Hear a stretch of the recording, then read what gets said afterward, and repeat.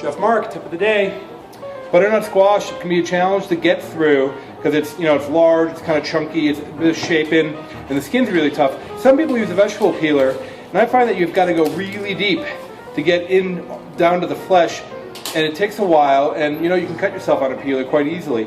So my recommendation is to use good old-fashioned chef knife. Of course, I hold my knife with the pinch grip, 3 fingers, holding the knife with my middle finger all the way up against the bolster. So that's the correct way to hold a knife. I'm going to go ahead and cut off top and bottom, and I like to hold this kind of level, so when I stand it up, it's relatively level.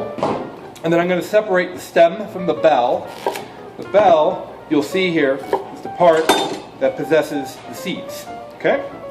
Then what I like to do is, using my knife, I'm going to peel my butternut squash utilizing my chef knife. You can go pretty deep. You don't have to go so thin that you end up not removing all the skin. It'll be a little bitter in there.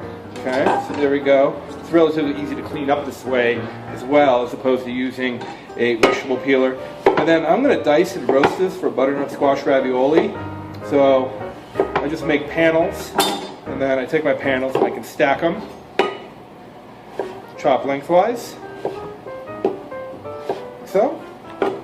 And then we've got a nice dice of butternut squash. I'll finish that one later. And then for my bell here, I just come around.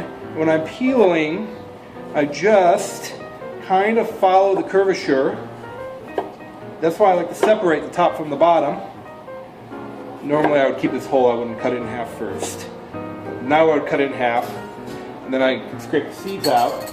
Just take a relatively small spoon, I can get in there, dig the seeds out, kind of like a cantaloupe. And then once I've de-seeded it, I go ahead and dice it in the same manner that I diced the top part. There you go.